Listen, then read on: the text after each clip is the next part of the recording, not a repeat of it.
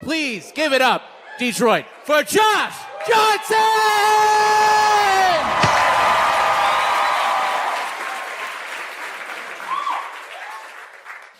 There was one day I went to visit my grandma, and there was like a big old like living room type area where people be watching TV or just chatting or reading a book or whatever. And there was, do y'all remember the commercials for like a Rascal?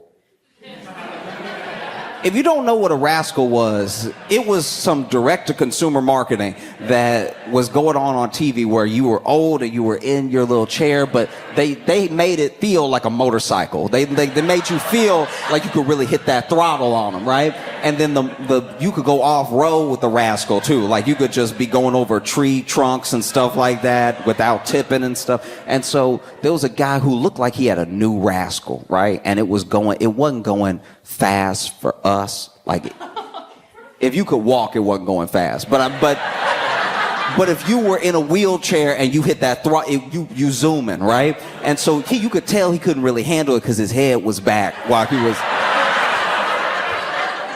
So my man's head was like all the way back. Like he really couldn't look up, and which is crazy because I swear he was going this fast. Like, but my man is like, right?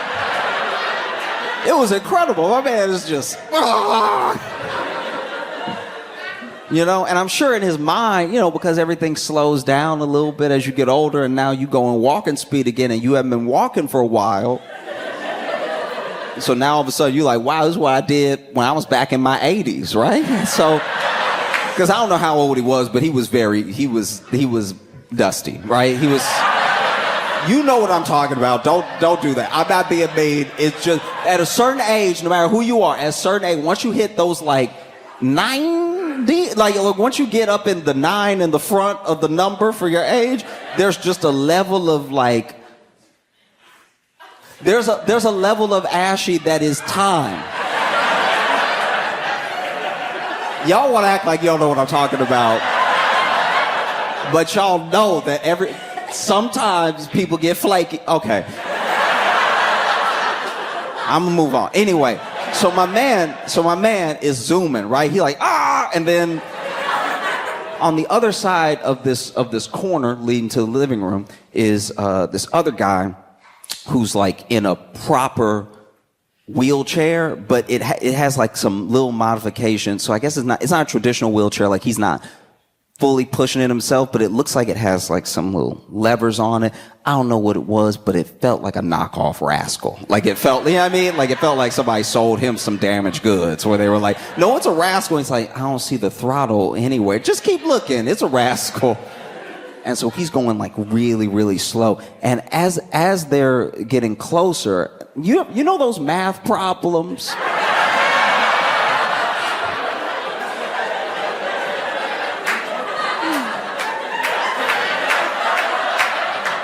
You know those math problems where like if a train,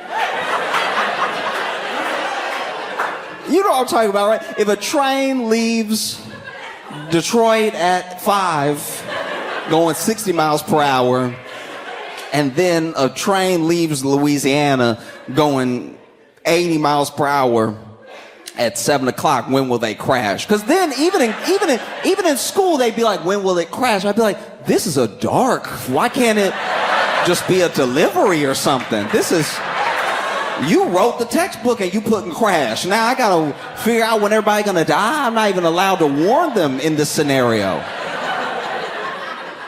But anyway, basically this dude has like, he's kind of turning the wheel, but it looks like it's assisted somehow, and the other guy's zooming, and then I'm standing at the corner and I'm like, who do I try to warn? Because in my head for a second I was like, they gonna miss each other because this guy's going way too fast. And then I realized that he going fast for him. He going walking speed for us, and then this other guy is going nowhere. Like very, very slow, right?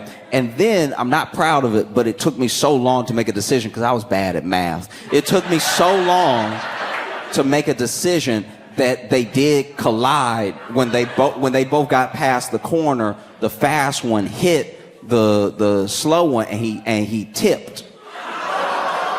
And he didn't tip. This is the worst part, actually. So he didn't tip, like his chair didn't tip, right? He just tipped from getting hit, and then he fell the rest of the way out. But while he was falling, he was hanging on. Like while he was falling, he was like, no! So he's screaming no, like he don't want to fall. And to be honest, I had time to get to him, but I was so shocked that this was happening. And so then he kept falling to the point where one foot was on the ground now. I was like, ooh, you could stand up. There's still time to stand up. But then he had tipped like booty over knee, and then he was hanging, and then the chair was tipping to the point where I was like, the chair gonna fall on you. And then he just sort of let himself spill, but his butt was already on the ground, but he was still screaming like he was in the air. And then he finally let go of the little handle that was at the front, and then he laid back. And I was like, I probably could have done something.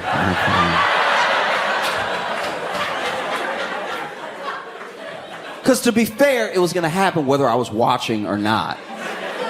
That moment had nothing to do with me. I was just a witness. And that's how I felt about the debate last night.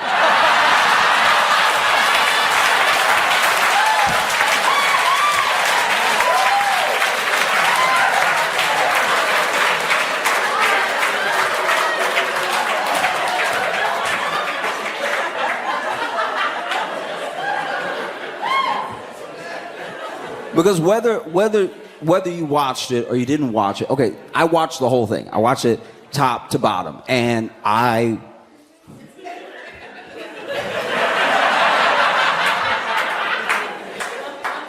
okay. Everything happened that we, figured might happen. But this is the thing that I guess I can't get over. It happened so quickly. We were worried that like maybe an hour in, Biden might have like a senior moment or something. But he said, no, I'm gonna start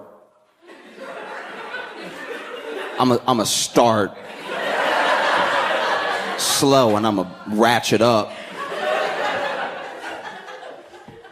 Because early, maybe second question, maybe first question, I can't remember. But he said something. And he was kind of trying to get through it. And when he was trying to get through it, he started looking down while he was trying to get through it. And then he stopped talking. I don't know if there's been a deeper silence in my life than when that man stopped talking. It was still his turn. He had stopped saying anything.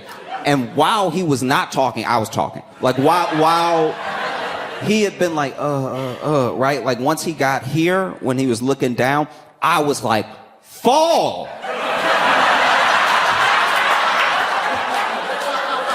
Just fall. You'll clear this whole thing out if you fall right now. This man has had the nerve to fall every day. Except that day there. I'm yelling at the screen, fall! If that man had fallen, we'd be having a different conversation right now, right? If he had fallen, they would have scooped him up on a stretcher. It would have been like, look, the president had a great answer ready, but gravity is a Republican, so the odds were stacked against him. He's brave for even showing up against that red Republican elephant ass gravity. Oh, it was insane. I felt like I was going crazy because this is the thing that's infuriating, right? And I'll probably come back to it in a second, but the thing that I cannot get out of my head is that we all knew, and everything that happened is what we said would happen, and now pundits are talking to us on TV, on like legacy media, talking about what happened the way that we talk about what was gonna happen before it happened, and they want to convince us that they're worth watching. You ever tell somebody a story and then time passes and then one day they try to tell you your story like you didn't tell them the story, and you look at them like either you crazy or you think I'm crazy because I told you that. You're not bringing me any new information. That's what it feels like. It's like after the debate, I watched the after debate, and they were like, you know, he is older. These are the same people, by the way, who have been like, no, we have to chase him around the White House. We can barely keep up with them. And I knew they were lying then.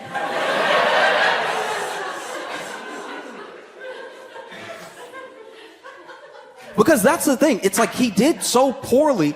It fully distracts from the fact that Trump didn't do well either. But you know how, okay.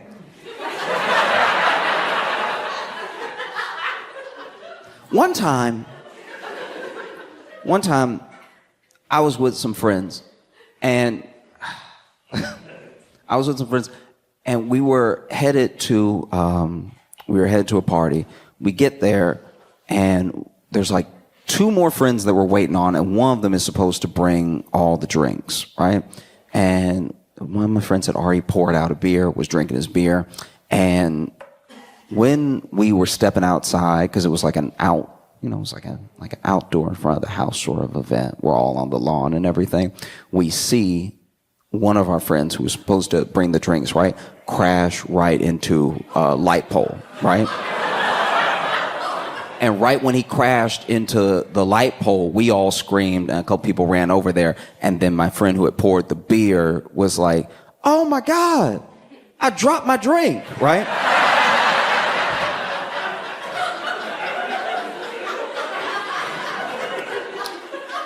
On its own, not good. In reference to something much bigger happening, nobody ended up caring, right? And that's how it felt.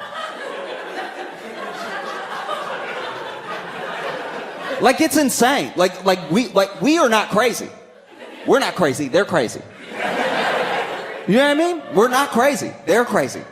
We said it already. They're crazy, they just don't listen. They don't listen. How do you not listen when it's everybody saying it? You know? Like, there was one time in particular where Biden was struggling to say something. And even Trump, even Donald Jail Trump,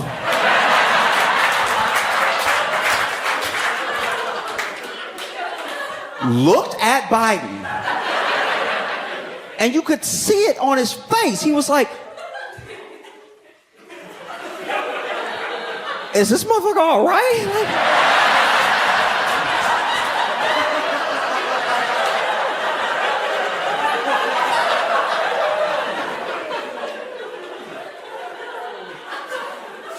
And you can tell because I've never seen this on Trump's face ever.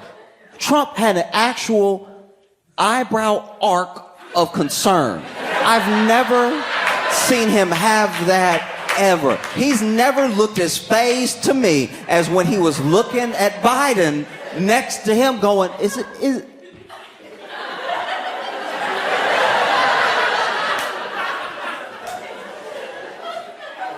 Like, it wasn't an act. Trump was genuinely wincing, which concerns me because he was the closest to him, which means something worse was going on in person close to him than what we even saw. We think we up close because the camera's zooming in. No, Trump hears him fighting to breathe.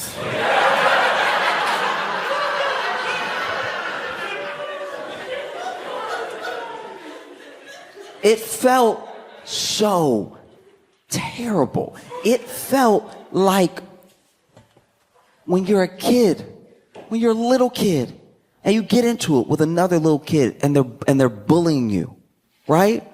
And you tell that kid, my dad could beat your dad. And then maybe you go home, and maybe you go home with a shiner, maybe you go home with some cuts and bruises, and your dad asks what happened. And you're like, hey, this kid's been bullying me, right? And I tried to tell my teacher, and she didn't do anything. And so your dad's like, okay, I'm going to go to school. I'm going to go to school tomorrow. We're going to sort this out. And maybe he goes to pick you up and settle things up with the teacher right when the bully's dad comes and tries to settle things up with the teacher too, because his kid told him a different story, you know? His kid told him, hey, this kid's school is being a bitch, so I had to hold him down and everything. And the teacher is like, look, everyone's here, maybe we can mediate. And so they do that thing that schools do where they don't really know how to help. You know what I mean? They're just like, if you could stop, that'd be great. Or not, I didn't see it, so whatever.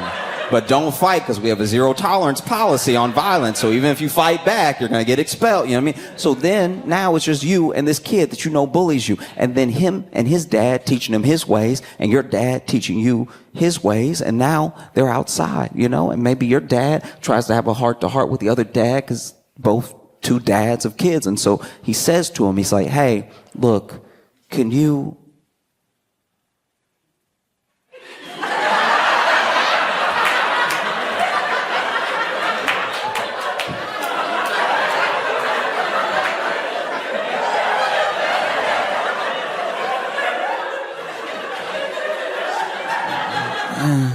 It was 1969.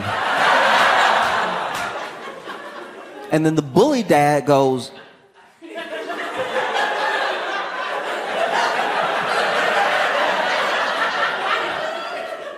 is this motherfucker all right?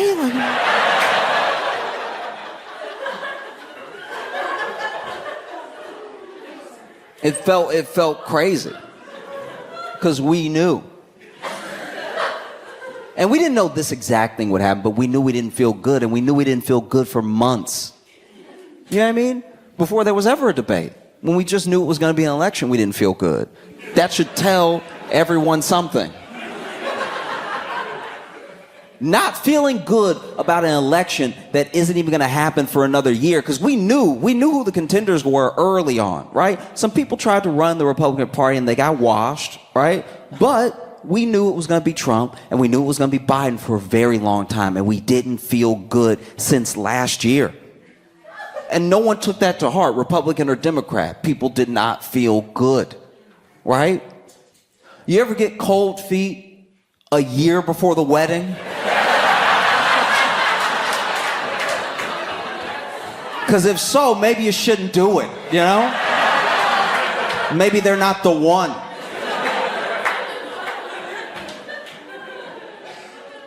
We're not crazy, they're crazy.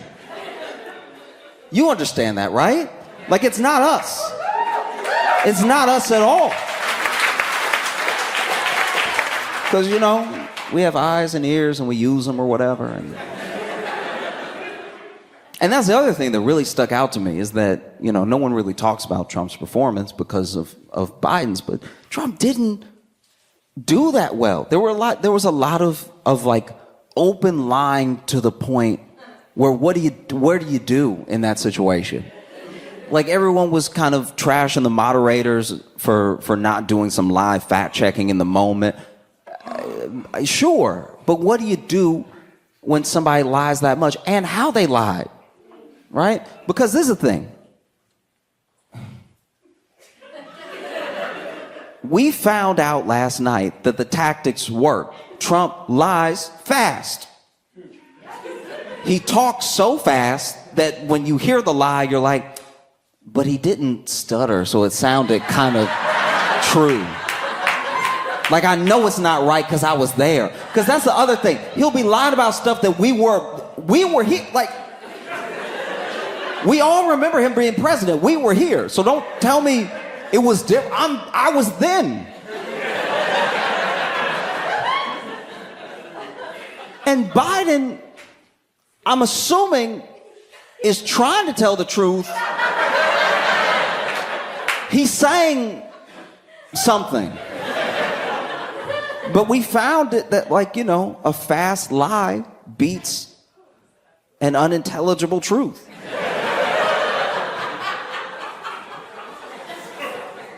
It does. Even in your personal lives, it does. Let's say you out with friends, right? Out with friends, and then let's say, you've been bad. You've been terrible even. You did a little cheating, right? And then you get caught. And now they're holding the cell phone in front of you and they're like, who is this, right? And then you say, who is it? How am I supposed to know everybody that's in my phone? Do you know everybody that's in your phone? That's crazy. People got contacts in their phone all the time they don't remember. Sometimes I go through my phone and I look at my contacts and I'm like, who are these people? Who are any of these people? It's a lie that almost sounds kind of fairly true. Like, do you remember every contact in your phone all the time? No. Or let's say you were out and somebody tried to get you to be bad. They tried to get you. Try to get you to do some cheating. And you were like, no, I don't want to cheat. No, I love them. Get away from me, right? But later, let's say later, unbeknownst to you, one of your friends thinking they're doing you a favor or maybe playing around or playing too much, right? They hand your phone to that person and that person puts their number in your phone, right? So now when your partner is holding the phone up to you, who is this in your phone? What's this number? And you try to tell the truth and you go, ah.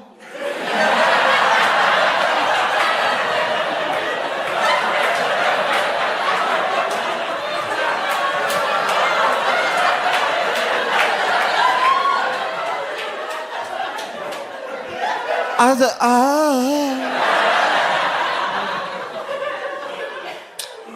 because before,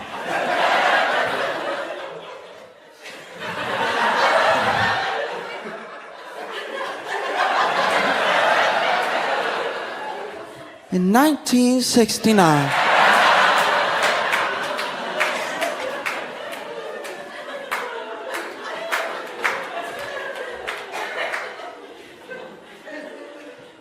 no? Because what do we do now? What's the plan?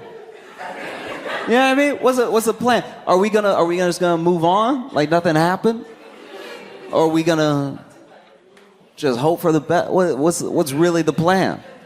Because we're acting as if there aren't other people that can run. And we're acting that way because of the circular thinking. Because look, legacy media, sometimes I trash them. People in the DNC, sometimes I trash them. But the thing that they weren't wrong about is the reasoning that lets you land where you were before. It's not lazy. It's not out of not caring. It's out of not having a belief and knowing your options.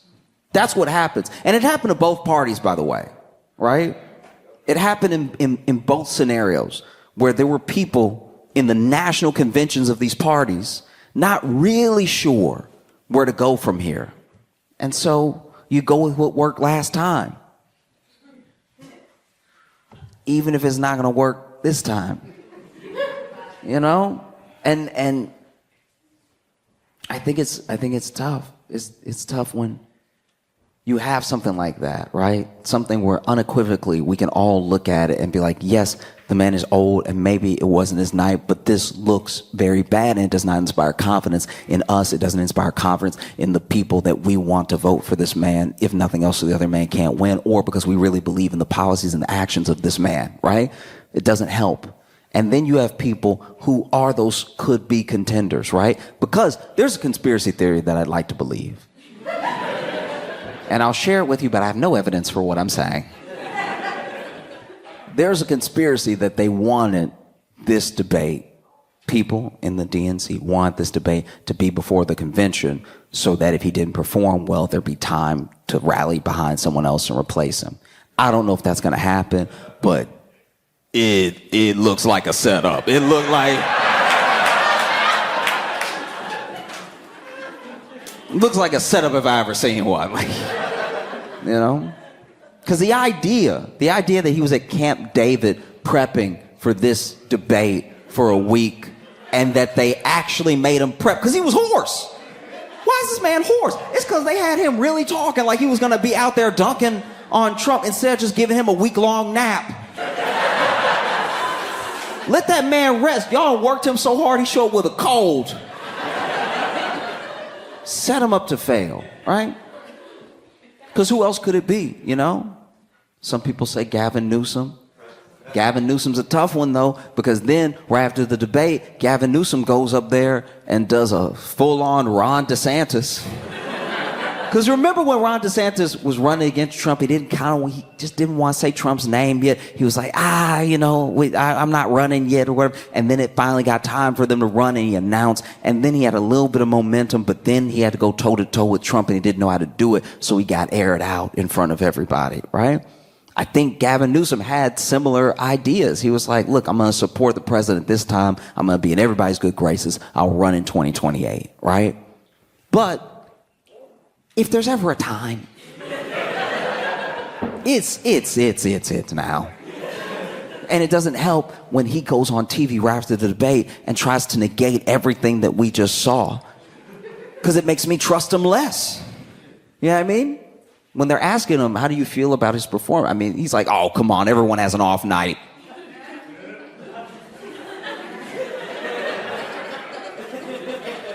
That's happened to everybody.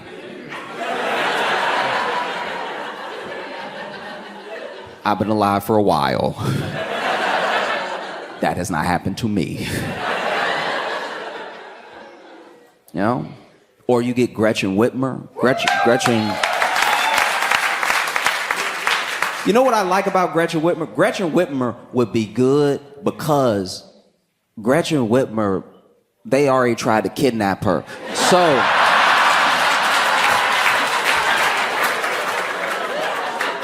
They already tried to kidnap her, so that already right there is like that's a die of January 6th right there. So she has some experience, like when they come, you know what I mean?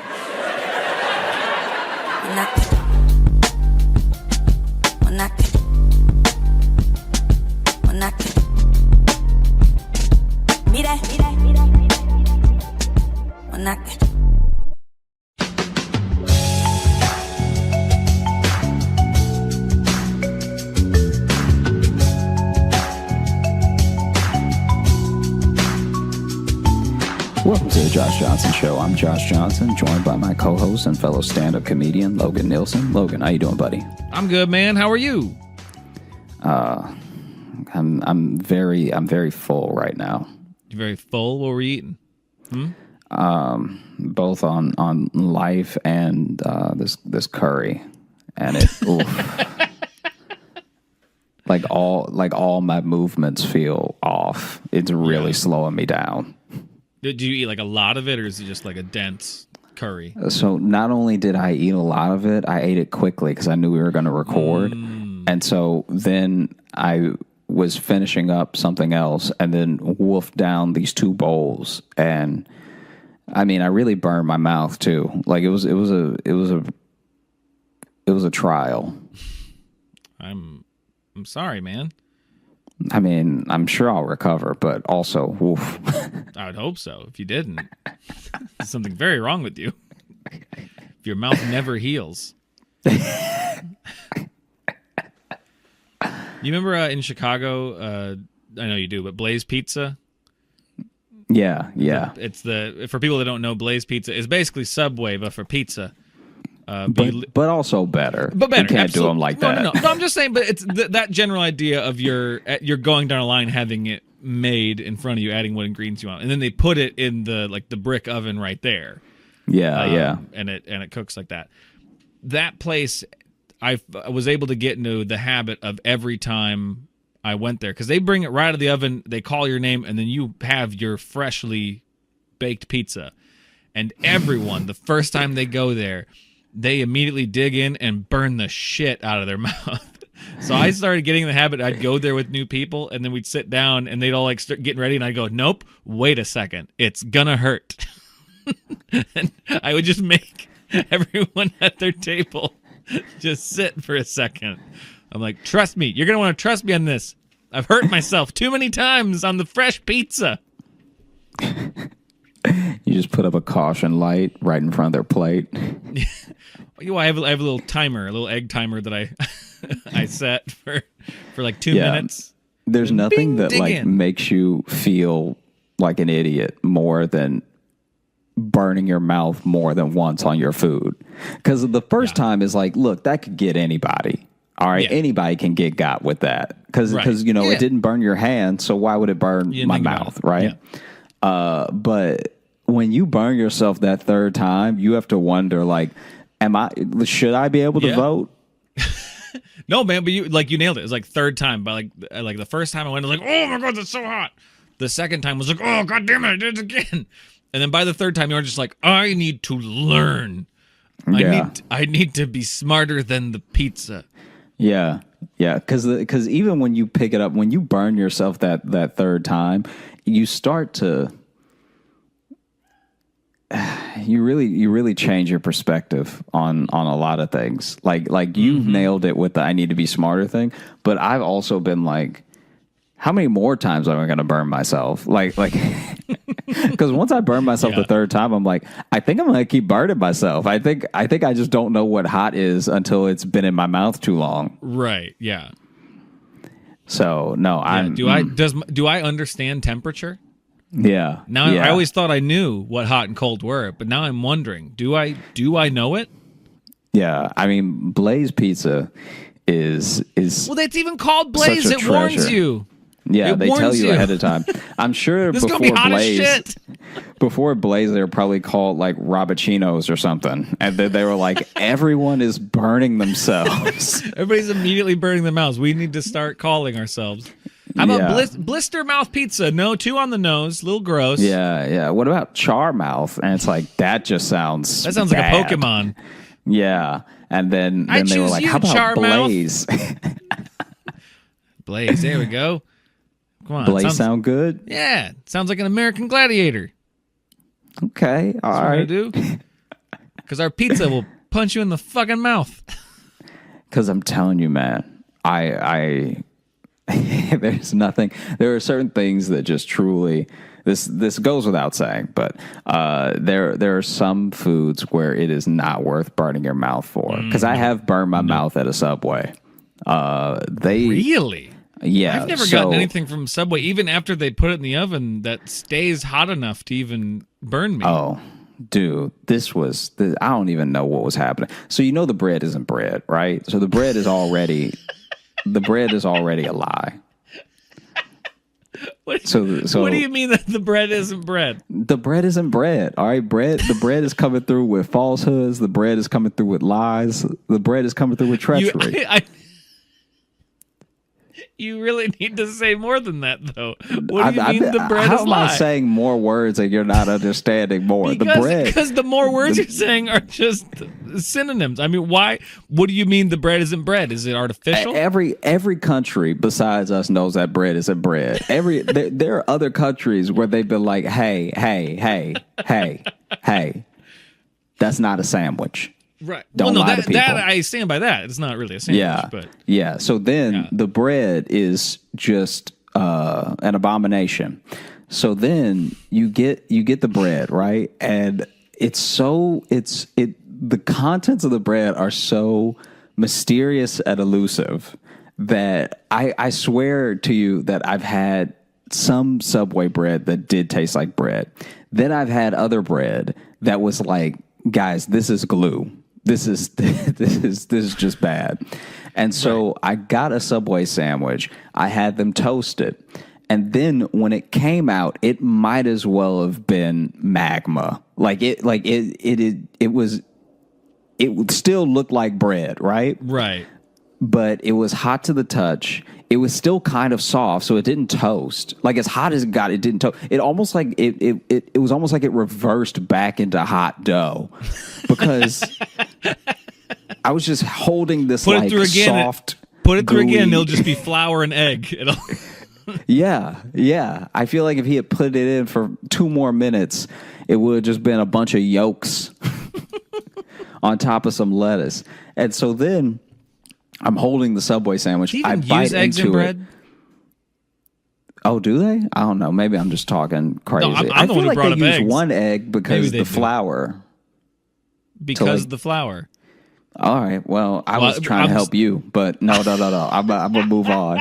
I'm just gonna wrap it up real quick. So then, basically, You think for how much British Bake Off I'm watching, I'd know what goes into bread, but I don't. I just know they go, I've got to get in the prover right now, otherwise it won't be ready to knead. That's all I know. It might be water and flour. I think it's water and flour. I don't know if they put eggs. I mean, maybe that's why I'm no person to judge, because I don't actually know what goes in bread. I just know that Subway bread isn't bread. Can't wait for the emails about how to make bread. Yeah, right? Anyway, here's what bread is, you into dipshits. Yeah, go ahead. And it burned me so fully.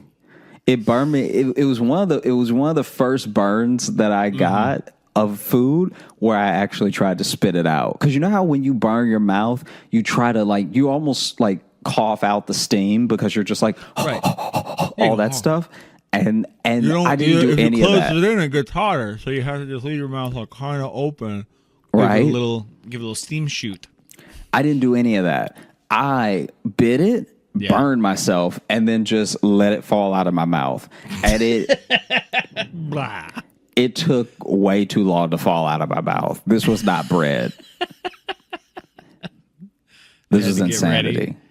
Yeah. And so then I felt like it was so bad that I wanted to make a big deal out of it, but I didn't want to end up like the hot coffee McDonald's lady.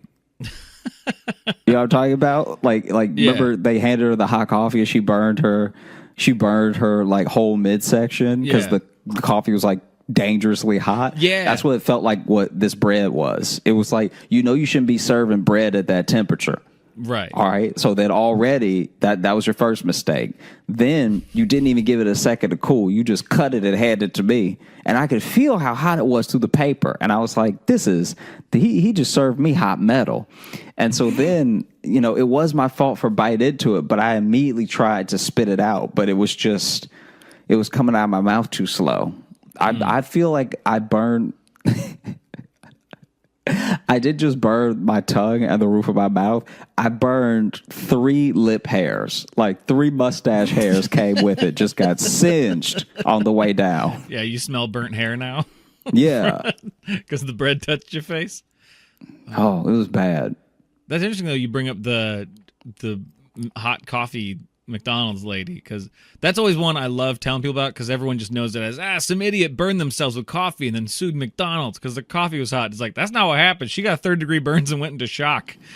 Yeah, it's also great marketing on McDonald's part, because that's the story they told. They did a great job of twisting it, but actually she actually won. She got McDonald's to pay for her medical bills because she didn't want a huge settlement. She just wanted hey, pay for my new crotch flesh, because they had to do skin grafts. They had to literally do skin grafts on her thighs, and then they found they were serving the coffee at it was 100 degrees over what it was supposed to be or something. Yeah, that they're no one should be handed a liquid this hot ever. Yeah, you might as well hand them a gun. Yeah, a gun with cream and sugar on it.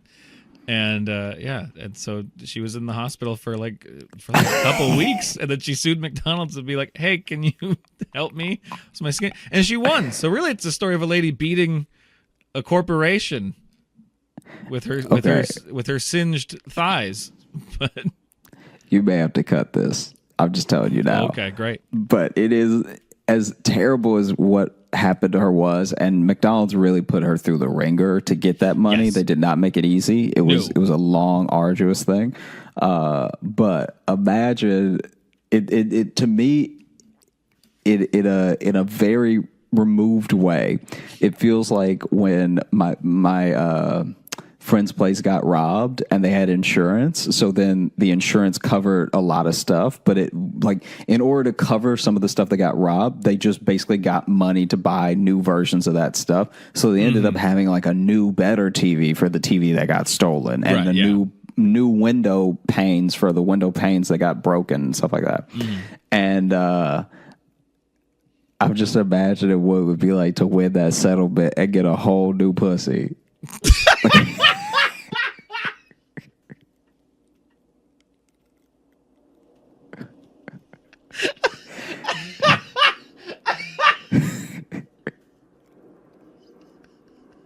That is just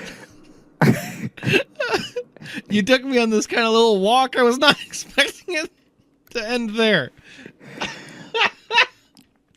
I mean, who says money can't buy happiness? You get a new model. You get yeah. Grandma could be ruining men's lives with that new tight shit. Yeah, she looks at her husband just like, and you think I never get you anything nice, you know?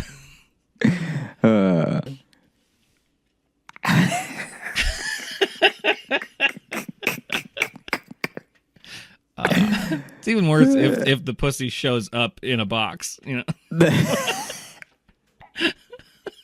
Yeah, here's your new one. And just like IKEA, it's like missing 2 screws. Yeah. You got to send off for the other screws. I have to attach the floor bin to the Gyorkenkarg? What is Oh, man. Okay.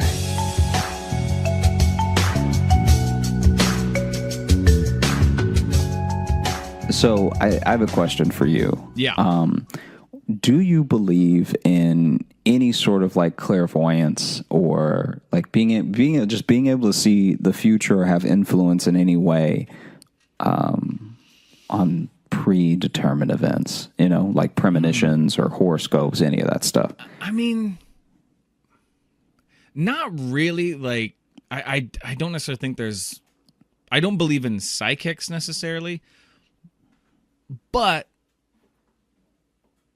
I don't know. There's some weird shit like I've heard of or witnessed. You know what I mean? Like I've had like relatives that have like weird, like they call somebody and just be like, hey, you need to check on this person. And then they go check and like they were having a stroke or whatever. And this other person like, wow. Yeah, my cousin had one of those. It was a weird one. And like she just knew that someone needed to check on one of our uncles. It's like, so like that stuff kind of like weirds me out of like, And then like really vivid deja vus are super weird because I kind of have them as dreams ahead of time. Like I'll have like a dream of something, and then that's where I'll have the deja vu later of like, ooh shit, this is what I saw, like in my dream. And I know the thing with deja vu is like it's just something that can happen often enough that your brain just kind of recognizes it as the same. But so I don't know. That's kind of, I know it's a really non-committal answer I just gave you, but I don't necessarily believe in like looking at a crystal ball and be like, this is what's going to happen. But like that was Dracula. I don't know. I did. Yeah, Dracula I was voice. like, why is that a vampire? Call me now, and I will read your tarot cards. Yeah, I think that was my Dracula Miss Cleo, by the way, is what I was doing. Yeah, no, I could tell. What about you? What about you? Is that that impression is very racist to people who don't exist. All those Jamaican vampires. Ooh, we gonna get some emails. Y'all out here playing games. Okay. Hey, I just want all y'all Jamaican vampires to know that was not me. Okay. Ooh, you gonna be in trouble. Because I know at least one of them from Twilight gonna come after you. Well, I guess I need to take this opportunity now to apologize to the Jamaican vampire community. No, it's too late. You can't do the apology in the same episode you did the thing. I gotta wait for the backlash. Then I gotta. Yeah. I mean, I don't know. I guess I'm glad you don't have Twitter because they be coming for you right about now. That's true. Well, you can get a hold of me, man. So just call me now. Oh, okay. We double it down. Okay. Yeah, I'm a bad boy. I'm an edgelord, Josh. Come on. Yeah. No. I. Yeah. What about you? Believe in fucking psychics? What do you? Here's the thing. This is genuinely, I think. You look at people who look at someone like Usain Bolt, right? So he is one of a handful of people, maybe 3 people in the entire planet that can run as fast. Who's a Jamaican vampire? Yeah. You're half right.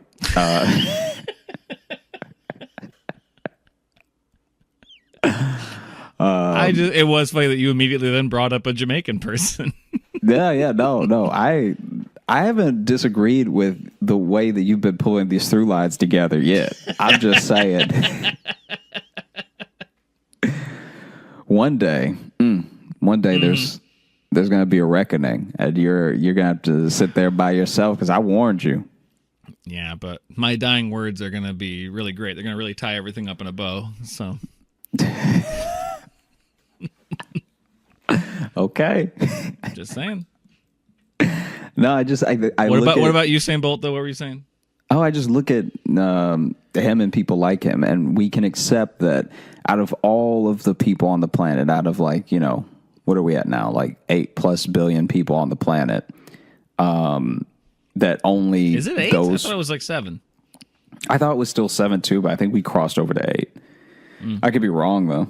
It's a lot of fucking people either way. Yeah, that's the other disadvantage of recording this podcast and just sort of talking is that someone could be looking it up right now and being like, "This guy's a moron." It's still 7. Where do you get an extra billion people? If they've been listening the whole time and this is the first time they think we're morons, then good for us for tricking them for so long. So, I mean, sure, yeah, that's true. But I look at him and the Olympians at his level, and it's like, okay, out of 8 billion plus people, only 3 people can run that fast, and we can accept that. But then if you tell me that someone has some sort of other ability, I'm like, no way. And it's like, maybe just out of probability, maybe out of the billions and billions of people, a handful of people have some sort of feeling or notion or whatever. I can accept that. I don't know if I fully believe in it as like a science or or spiritualism as something that is accessible to everybody. I think that we've proven for the most part that the spiritualism in the 1800s and early 1900s was a complete scam, and how they pulled those scams off.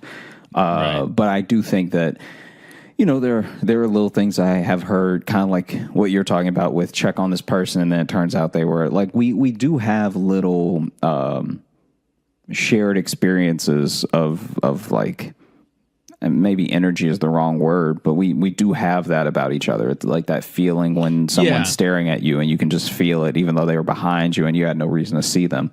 But for me, some people are more susceptible than others to like just the energies of other people, and I don't mean energies in like a like kind of a hippie way. I mean like the literal energy that comes off of creatures. And it's why dogs are so good at like sensing things around them and stuff. Just they're more attuned to that kind of electromagnetic field or whatever. It's people can be more susceptible. Like I think we talked about on a recent episode, but it's like why it's one of the theories of why some people go to like quote haunted places and they feel like, oh, I feel ill in this room. It's usually because there's a lot of bad wiring around there and they're super sensitive to that.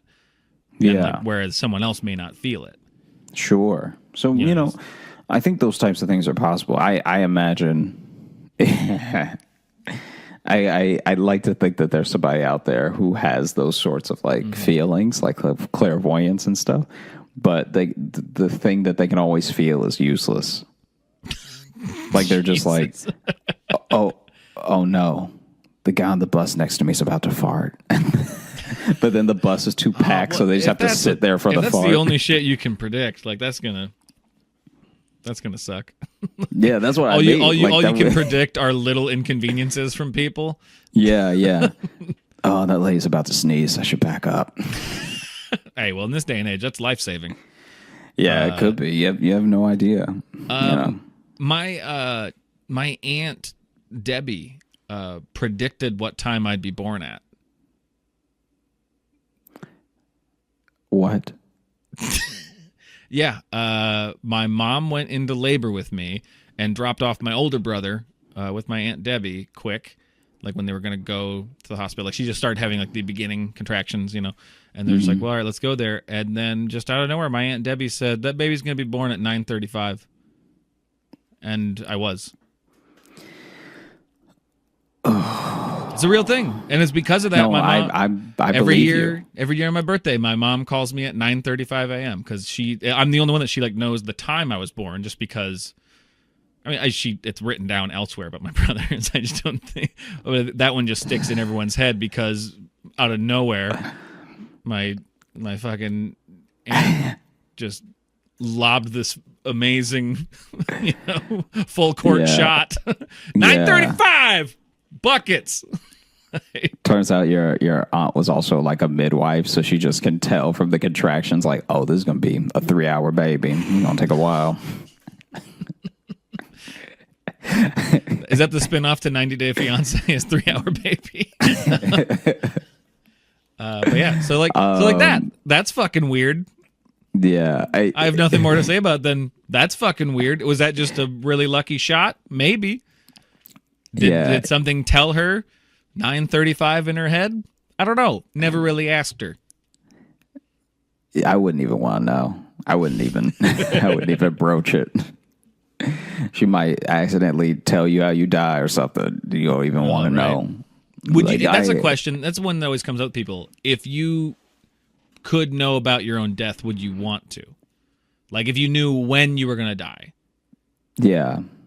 I guess that then leads to the other question of, like, if you found out, could you change it, or is fate sealed? And so, right. I guess if I could change it and it was something very dumb, then I would try to both find out and change it. But if it was something that was like a little bit more inevitable, I would just try to enjoy my life as much as possible until the point. Yeah, that's the thing. It's like, if this is like, oh no, you're going to die in this day no matter what. And it's like, well, then I'm going to live for that day. Then I'm going to do everything I can to just have fun and make people happy. Yeah.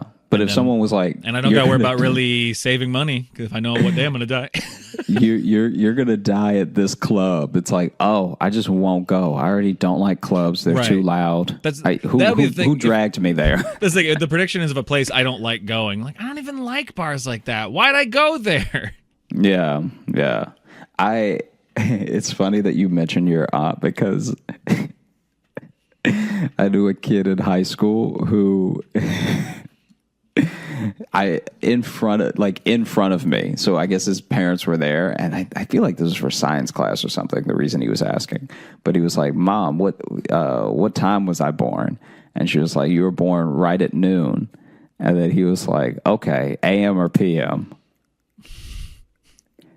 And she just did the thing you did. She just sighed. Like, I mean, she just sighed forever. That is one that people fuck up a lot, because people think that 12 p.m. is midnight. A lot of people do, and they're wrong. But yeah, but he wasn't even doing that. Because the number wasn't 12. He was saying which noon. Said, that's true. Which noon? Yeah. She said noon, and he said, okay, AM or PM. Yeah. Which is a special type of dumb. Like, it wasn't as if... Lunch noon or dark noon? Yeah. Which noon was I born at? That dude, and then she went, and disowned him. She exhaled it was tobacco. Like it was a huge cigar. Oh, man. Yeah, I don't know. I have been thinking about it a little bit, just because, I have had my own run-ins with fortune tellers that have not been pleasant. God, that is a loaded intro. I've had my run-ins with fortune tellers. So, because I grew up in Louisiana, and so when I would go to New Orleans, and this is much later, this is like when I'm in college and going to New Orleans and stuff. When I would go to New Orleans, they're just in like French Quarter and stuff, and you're just right. You're just chilling. As somebody from Louisiana, how big is like the for lack of a better word, the voodoo stuff down there? And I don't mean like everyone's practicing it, but I mean like how much of it is put on for touristy stuff in New Orleans, and then how much of it is like still kind of a cultural thing circling? It is. I would say it's closer to 50-50 than you think. Really? Okay. That's because I've met lots of people who genuinely, especially as the movement towards Wicca got big when we were in like high school and college. Yeah. I think that reignited a lot of the voodoo stuff that was in the South. Okay. And so a lot of it if you're taking a tour, it's put on. Like a lot of it is obviously put on. Yeah. But then you do meet people. Like I've met a few people who genuinely practice like voodoo witchcraft, like old religion type stuff. And out of the three of them, only one of them like scared me, where I was like, oh, okay, I don't know if I should be hanging out here. Yeah. Because it is a thing of like, you know, there weren't any shrunken heads or anything, but it's like you do have a lot of dead stuff at your house, and I just don't want to be here for it. Yeah, I mean, just be like dried bugs and stuff like that. And I was just like, I'm good. I don't really need any of this around me. And so I remember I went to New Orleans and I didn't even want to get my fortune told because I just think it's a scam, right? My friend paid for the 5-minute consultation, whatever thing, right? Yeah. And so then if I didn't just at least stand there, I'd be wasting it because it's like he already paid and was like, it's not for me, it's for him. And so then I do respect this hustle though. So then he pays for my fortune to be told, and then the fortune teller lays out the cards, like these are tarot cards, right? Yeah. Lays out the cards, lays out the last card, and goes, ooh, and then scoops up all the cards, and then walks away. And I was like, I think you just paid for me to now believe in that thing, because now I got to track this person down. To be like, what did you see? And it's like, what salesmanship? What really keep them coming back for more? Maybe it was like a card that was showing your friend killing the fortune teller, and she's like, well, I gotta go. No matter what it was for the fortune teller to be like, oh. Yeah. Maybe what if just fortune tellers get bored, and so like every 30th customer they just do something like that? Yeah, that's how they break their shift. They flip a card over, like, you gotta go. you need to get out of here now. You need to go now. So you said that you think fortune teller is kind of a scam. The curbside ones, I feel like this is what it feels like for me. When a genuinely incredibly talented comic has been doing stand up for like over a decade, and they're still just sort of like chilling at mics and not doing anything else. Right. It's like that level of skepticism for me, where I'm like, all right, like maybe, I mean, don't get me wrong. I don't know most people's comedy from anything else. So then if you are really good, I'd love to see it. But like, if you're telling me that you haven't progressed in 12 years, then like, I don't know if I believe you. The same way that if you really have those powers of clairvoyance and you're willing to sell it for $5 to tell a stranger to go to college, it's like, I don't think I believe you. Now I want to follow that analogy a little bit further. So then what would be the next, like if we're going comedy equivalent from like open micer, is that what's the comedy equivalent, the next step up versus the next step up for psychics? I think those people who genuinely off of recommendations of other people go to people's houses and tell their fortunes and stuff. Like that's a real thing. So that's now being like that's like a showcase comic. That's like a showcase comic. Yeah, now you're getting some showcase spots. You're making some money. Yeah, maybe you're getting on the road maybe a little bit here and there. That's what the house cleansers are. Yeah. Because I'm telling you, man, though, there's money in there. If you you're gonna have a Rolodex of places that need, time or whatever they use to.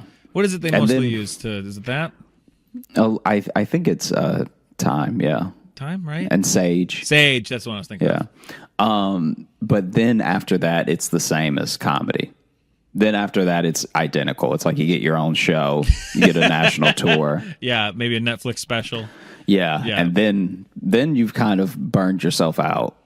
You actually don't want to rise too fast. Like you know those people who are just like, have you ever seen one of those things where the person's just like horrifically wrong? Oh, and like the TV prediction stuff. The TV prediction stuff, and like Okay, so especially in the 2000s, there was a huge movement of like almost like akin to back in the day spiritualism, where people would have these like live shows. Yeah, that's what John Edwards hit that whole thing. The where he would go up to people and be like, "I'm getting something with a J." Yeah, and he would just do that over and over again. And as they've found with most of those, it's just having a research team. It's pre-interviews in line. There's all these little tricks they do to get information out of you to make you go, "Oh my God, that is my uncle." Yeah. Oh my God. I feel like I would just You knew go, I had an uncle. Like, yeah. You can... Well, when you said your mother was one of 7, I took a wild guess that they weren't all girls. Yeah. No, I've watched some of those, and it's very funny to me when... My mom was very into some of those. When those were on. Yeah. Yeah. My mom, she's on this weird spectrum of mysticism. She there's clearly she kind of believed in some magic a little bit. Mm-hmm. But and then also she can be very pragmatic. I don't know. She's in that. She's really got one foot in either camp. I think waiting to see who turns out to be right. Sure. Yeah, man. Because I cannot imagine if there have been psychics this whole time and the world just is the way it is. That would either mean that what I feel like it is. I feel like if there really are psychics, and the world is the way it is, they either are only ever using their powers, right down to each human being that has the powers. They're only ever using their powers for personal gain and just keeping it to themselves and taking care of themselves and their family, or they sound too dumb to listen to. They freshly burned their mouth. And so now they're trying to tell everyone, guys, we got to... Guys, we got to get out of the building. We got to get out. Oh, did anyone else have that pizza? It's so hot. It's so hot. They're about to... Pearl Harbor is about to get bombed. Wait, what are you saying? The Japanese are... about to bomb Pearl Harbor. I need water. I need... What are you saying about my knees? No, the Japanese! Oh my God, it's on fire. Why would you cook that hot? No, it's Pearl Harbor. Oh. I'm just saying, I feel like maybe they... Or, here's my thought. What if they can predict the future, but then they can also predict that if they tell anybody how they're going to make it even worse. So they got to be like, I got to just keep this to myself. I suppose so. That actually would be a dope movie premise. That's an interesting to movie be idea, like, right? Yeah, the psychic who knows he can't listen to his premonitions, otherwise it will just screw up time. What would be really funny about it is that all of this stuff is happening on this Inception Christopher Nolan level, but the actual story world is taking place with a guy just sitting on the train. Because in his mind, he's just thinking about what would happen if he did the thing, and then what would happen, and then what would happen, and then what would happen. Oh, shit. And I just realized it that would just movie... be him sitting there. That movie exists. I just realized. What is it? And it sucks. It's the movie... Are you going to say Next? Next. With Nicolas Cage? The Nicolas Cage movie. Because Not quite, though. Not quite, though? because with Nicolas Cage. Okay, so but it's the same thing though, where it's it ends. Spoiler alert for Next, but it goes through this whole action movie of him predicting stuff. But then the whole conclusion is that he realizes if he meets this girl, it all goes that way, and so he walks away from her. That's kind of how it all goes, isn't it? Or it takes a huge step back and undoes a lot of the movie, where it's just you realize that's all just premonitions. Yeah, I feel like it did to the middle of the movie, though. Maybe maybe not when he met her, but also, this whole butterfly tangent effect was too. Yeah, sure. Butterfly effect is a much better movie. Damn it! This movie's been written, and it wasn't good either way. I had a good movie in my head. I remember it being fine when I first saw it when it came out, and then I'm sure if I watch it now, I'll be like, there's major plot holes in it, which is fine. But when you have a movie that has like strict rules, and then you at one point you just decide to not follow the rules, because that's like how he gets out of prison, is by the movie breaks its own rules. I feel like we started on a talk about if we believe in premonitions and stuff, and we've now moved on to spoiling every movie from 2005. Well, you know, I may not believe in psychics, but I could have predicted that would happen. I knew this would go off the rails enough. I knew it. I knew we weren't going to stay on topic. Anybody want to know the international treasure? I'm crazy out here. Hey, I'm holding back right now to going off on Butterfly Effect more, so, you know. Yeah, this restraint, is please. honestly the movie version of the air hockey conversation for listeners. This is this. I can only imagine if you really thought we were going to go somewhere interesting, and then we were like, yeah, but our movie idea. No, Someone watched our worst pitch meeting happen in real time right now. Oh, I would love it if we did a pitch meeting where in the room we realize the movie we're pitching has already been made and we don't like it. Imagine that, like doing that, like at a conference table with studio execs, and then be like, "Oh no, wait, that's like next. Oh, that wasn't good. Never mind. Thanks for having us." Yeah, I'm so sorry to take up literally any of your your day. Now those Danishes out front, are those for anyone or? I find when you have to ask, they're not for you. No, they're not. You got to be confident and take them. People usually tell you when the Danishes are for you.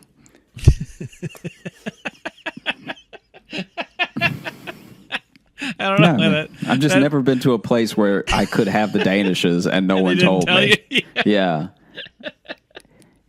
Any place that I've seen Danishes and then wondered if I could have one, I was not important enough to have a Danish. I don't know. That sentence just tickled me. That was up there with either be a magnet or don't. It was just, it just had that same energy to it. It's way too many words to put on a T-shirt, though. It is, but whatever. I like cumbersome merch. Is that the name of the company? Yeah, that's my new merch company, Cumbersome Merch. We make T-shirts and stickers that are all just fucking heavy. Just everything. It's just hard to lug around. All the they're extra thick. You get real sweaty in them. Anyway, what else think? What about what magic? were you gonna say? No, I was just gonna segue back into magic. What's up? Oh no, just I did get a fortune cookie one time that predicted the next day that I had. Really? Yeah. How so? What'd it say? Okay, so the fortune cookie was, that esoteric language they all use and everything. So that was like, it was like you will. I don't know if I'd call it's fake esoteric. Sure, but it's still an attempt at the thing. Like, no, for sure. It's not. It's trying to sound profound, but when you think about it for any amount of time, you go, "That's the most vague shit I've ever heard." Yeah. Anyway, let me see what my lucky numbers are. It was like, you will have to be more flexible than you've ever been before, which was like weirdly direct, right? Because it was also like when you're eating Chinese food too, getting full, you don't want to think about, I gotta limber up now. Right? I got the meat sweats. I'm gonna lay down after this. I gotta start stretching out my hammies. Shit. Am I about to get chased? Am I about to get chased right now? Tell me. You have to tell me, fortune cookie, if I'm about to get chased right now. Sorry, go ahead. Oh no, just it was like, you will have to be more flexible than you've ever been before, which is already like a real full sentence for a fortune cookie. And could mean a variety of things. Yeah, when I broke it open, I was like, this needs to be also on the back. You can't really fit this many words. Yeah, I needed a deciphering on the back. Yeah. And so So then the next day, I realized that I had a date, and this particular date, I was supposed to cook at home for the date. Okay. Right? I forgot that up until like 2 hours before. Wow, that's a big thing to forget there, bud. Because in my mind, I was like, oh yeah, I never asked where we were going to go. And then I looked through the text again. I'm like, oh no, it's here. And it's like, and I got to cook something like now. So I'm assuming you offered it then. Yeah. And forgot that you offered to me. Because that shit would be on my mind ever since I offered it. Yeah, but it had been like a week or something. And so then I was just looking like left and right nonstop for like different things that were already in the fridge, right? And nothing that could make a meal was there. Yeah. Nothing that it was nothing that wouldn't look like I learned to cook in prison. Right, yeah. So then I had to run. Prison spread. Yeah, right. I had to run to the grocery store, and then was trying in the moment to decide what I was going to cook. So then I could have just gone with something easy like spaghetti, meatballs, whatever, right? Mm-hmm. But I was like, it didn't occur to me that I could just do something simple, because then in my mind, if I went too simple, it would look like I cooked up 2 TV dinners or something. So, I really wanted to like do something impressive. And so I settled on a chicken parm. Okay. Which already, not crazy. Not like, it's not a souffle, you know what I mean? But I was getting, the ingredients I was getting were too, like, I could have just bought the sauce, you know what I mean? Some cutlets, whatever. I still, in my mind, was like, it didn't occur to me that I could just simply buy the cutlets, bread them, heat them up, bake them, whatever, get the sauce ready, throw the sauce on, throw the cheese on. I went way back. I went like, I just bought a whole chicken. And now I got to learn how to cut its head off and pluck the feathers. Right. So I just bought this whole chicken. And then I didn't buy the sauce. I bought like tomatoes and basil and like pepper and like just like I passed the sauce to get this stuff. Wow. So you, having completely forgotten that you were going to make dinner at home, you decided now's the time to learn how to make everything from scratch. Yeah. Wow. Yeah. Because in my head, I was I give you credit for the confidence. I give you. It wasn't confidence. It was a panic. Yeah.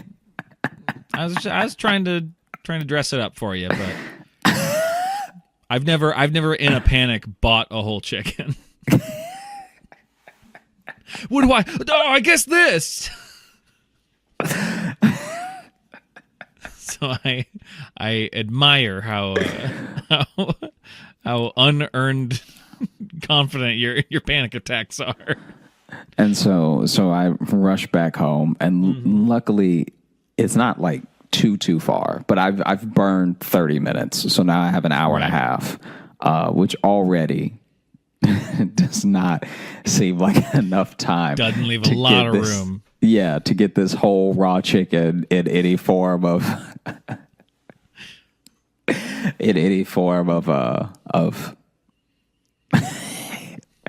edible without poisoning both of us. Right. Wait, so did you decide to try to cook the whole chicken? Yeah, in my mind, it was going to be quicker to cook the whole chicken than cut a piece off and cook it. Obviously not. Fucking obviously not. It's I also so thought, much faster to just cut a little piece off and cook that. I thought the juices would flow better and stuff. I thought like... Wow. And so then I was trying to do so many things at one time. I was like grating the cheese because I bought a block of the like Parmesan cheese. So I was grating the cheese onto a cutting board, and then I was also chopping up the tomatoes and like dicing some onions, all the stuff. And then the chicken was like, right on the stove and everything. Right. And then I don't remember what I was trying to do that I had to move the chicken, but basically I was also trying to make this like appetizer that was also breaded. So maybe it was like mozzarella sticks or something. I was trying to make something that was like that also breaded. Too. Jeez. Yeah, this was a bad idea. And then I end up moving the chicken. I'm now really glad that my panic attacks are I just kind of sit down and freak out for a while and don't decide to just plan a 3-course meal from scratch. I'm glad I panic differently. 3 courses, please. So anyway. You already got apps in a whole chicken. So anyway, I had to move the chicken to make more room because the kitchen was not like a real kitchen. It's like a half kitchen. So then Where was this at? Was this It was in Chicago. Was this your studio? Oh, yeah. This is. And so then I move the chicken from the stove to the fridge, and the fridge door is just staying open because I'm just in and out of it, like grabbing stuff, putting stuff back, everything. And then I am trying to basically get these mozzarella sticks ready because in my mind, this is also very backwards, but in my mind, I was like, if I can at least get the mozzarella sticks done, I could always Yeah. I could always finish mozzarella sticks and then be like, oh yeah, and I had a great follow up, but we're gonna have to order out, like, because at least there's something. You know what I mean? Take care of the easy stuff first, right? So then, as I'm moving the chicken, it's on a plate in the fridge, right? Fridge door is just open. I don't know what happened to make this happen, right? But it just starts to, maybe it was because of how I quickly placed it there, but it just starts to almost roll out of off of the plate and out of the fridge. Yeah. And so then I make a jump to catch it because I'm like, this chicken cannot fall on the floor. Right. Like I'm already not making a good dinner. You know what I mean? And I've done all the stuff, like where you take the syringe and you put it in the chicken and stuff like that. Like I've already. What do you call it? Is it basting? What's it called? Basting, but like the way the hand signal, like your hands are so far apart in the miming you're doing, it looks like you're harpooning it. Yeah, I was just shooting spices and stuff into the chicken. What is this hand movement you're doing? I don't know. I didn't know what I was doing then. It looks like you're trying to line up a pool shot, but you've never played before.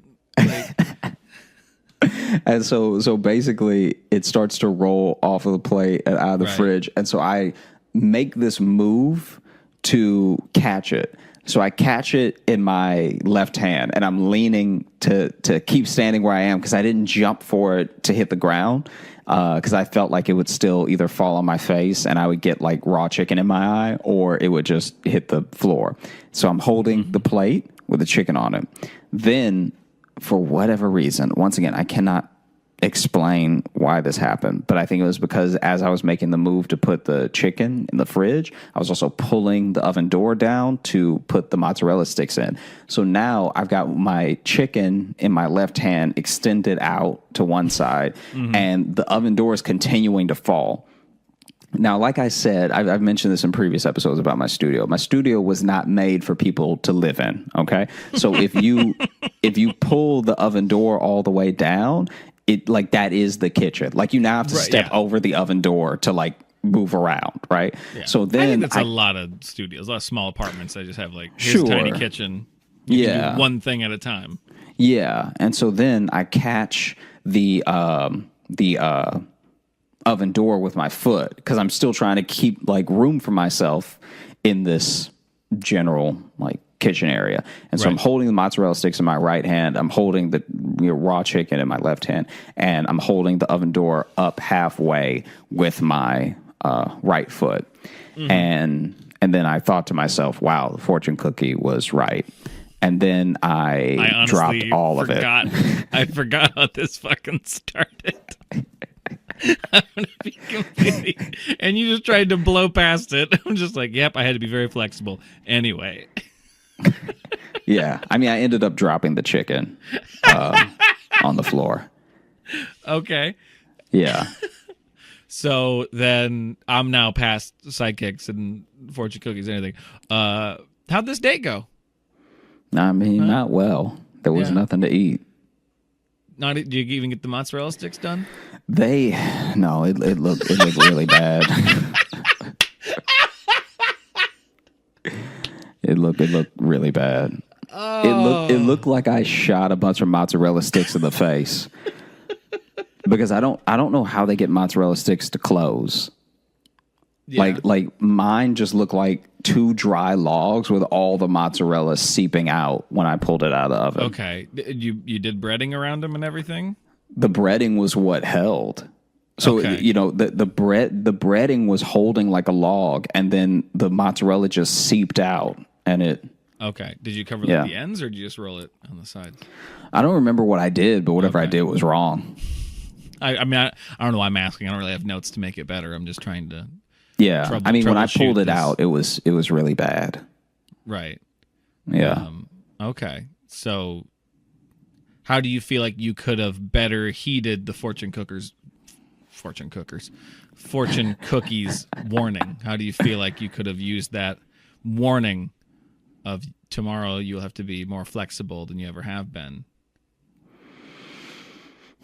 I think I should have just ordered in and thrown all the takeout boxes away.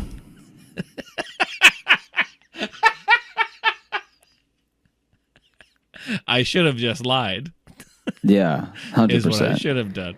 Because now I bought a whole chicken, dropped it on the floor, and everything that I squeezed into it is just shooting out. It was like a firework. Like a poultry water balloon.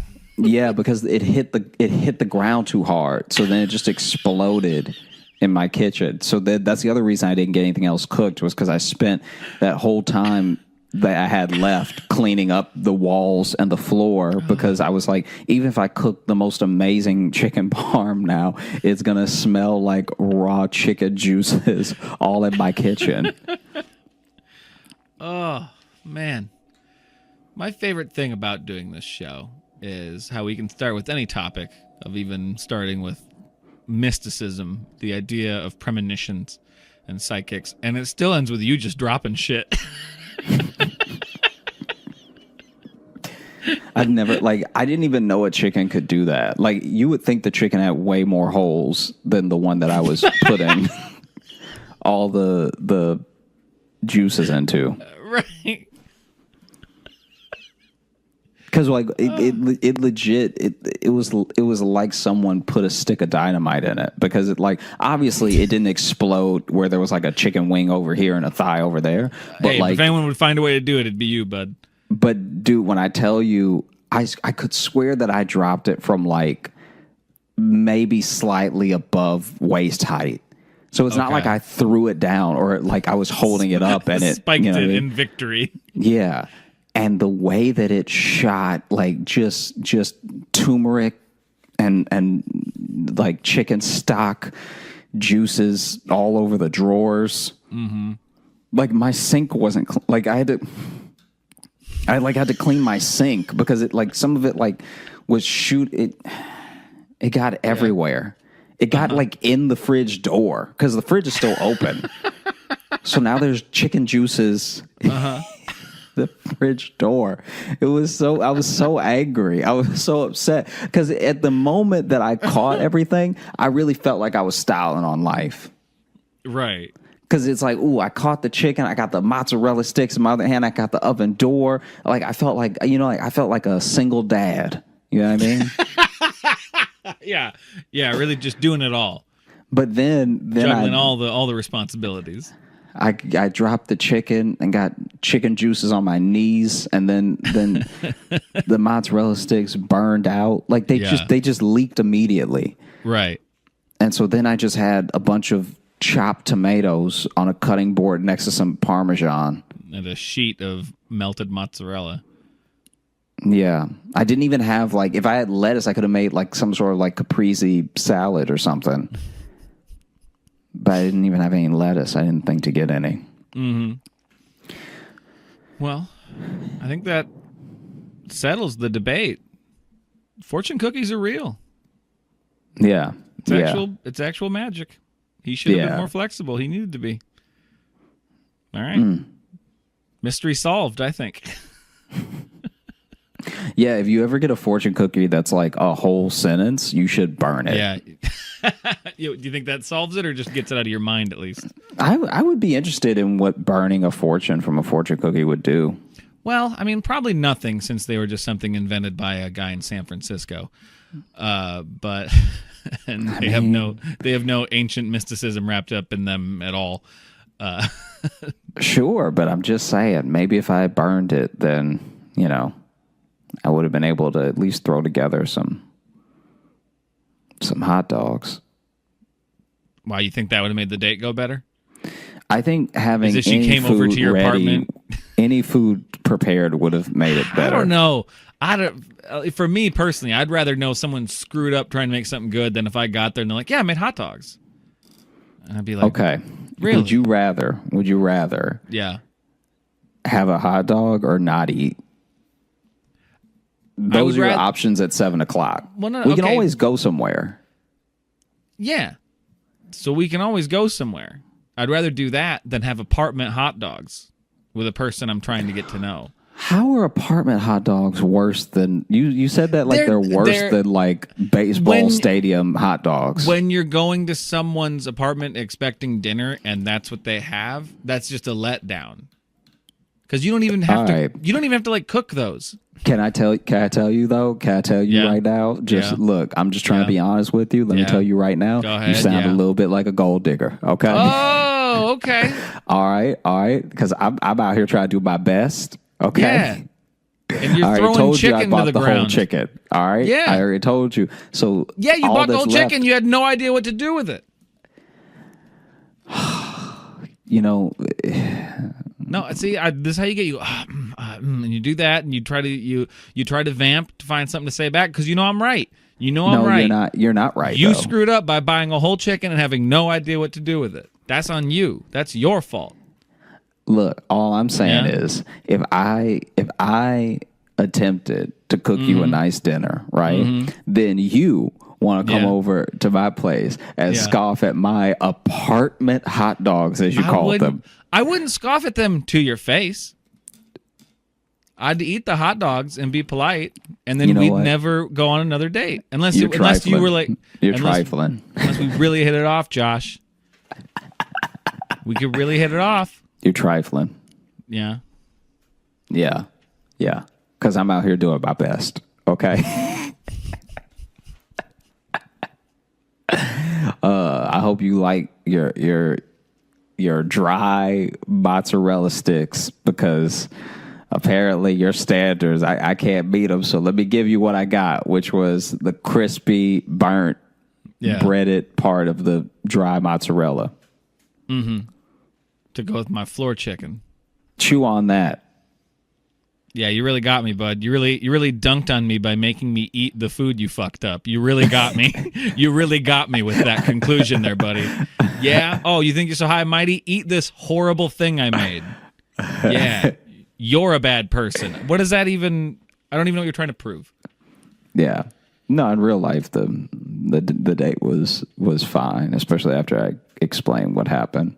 It was funny because after I explained what happened, there was this moment where what you're talking about should have happened, where this person should have like scoffed at me and been like, "Wow, this guy does not have it together." But then maybe it was just the way that I described it. They acted like it happened to me. So then were they like, "I'm so sorry"? Yeah. Which is actually really nice of them. That is really nice. No, and I'm not saying they should scoff at you and write you off. I'm just saying you're going to start at a deficit if you invite somebody over for a nice dinner and then all you have is hot dogs. That's what I was trying to convey. Can I tell you, though? Yeah. Because there might be some people who got married because of that, because of bad apartment food. Just this week, actually, my girlfriend went to go get a COVID test. And while she was getting her COVID test, it was like raining. and she was like had to stand in this line for a really long time, longer than it took me to vote, and it's pouring, and so it's like, man, if she doesn't have COVID, she's definitely gonna give me a cold, because this is not good conditions to say you're about to go in a medical facility, right? Right, yeah. And so then she texted me and she was like, hey, do you want to start dinner for me? And I was like, yeah, sure. Like, I tried to play it off like cool, like, hey, it's okay, babe, I got you, And then immediately after she sent that text, I panicked and I was like, what did we even say we were going to have for dinner? So then I bought a whole chicken. Anytime Josh panics in a grocery store, just this. See, you trying to bring up old stuff. Yeah, old shit that we covered minutes ago. But then I started this curry, and I had watched her make the curry a handful of times, right? She's made it plenty of times, but I've only ever really paid attention a few times. And I tried to do it myself, and man, it was like, so basically she gets in the apartment, she's soaking wet. I feel so bad. And then she's like, have you started it? And in truth, it's almost finished, right? So it was wrapping up as she got back. But then I was like, listen, okay, I don't know if I burned the couscous or not. And I'm going to tell you, I started boiling the water, but the water won't boil right, okay? So then I tried to boil another pot of water, and I just had to pour that out. So maybe I'm trying to boil too much water, okay? But I chopped up the carrots, chopped up potatoes, got sweet potatoes in there. I did everything I was supposed to do, but the curry won't act right. And then once again, she was like, oh, it'll be okay. And then at that moment, the fridge just popped open and a chicken rolled out. Yeah. Blood everywhere. Can you imagine? Because that was the thing. It took me so long to clean up all that chicken. Mm-hmm. Like, it was that, like, even if there were specks of blood on me at the beginning of the day, just look, I know what it looks like, but it's chicken, I swear. Yeah. Anyway, you just stay here.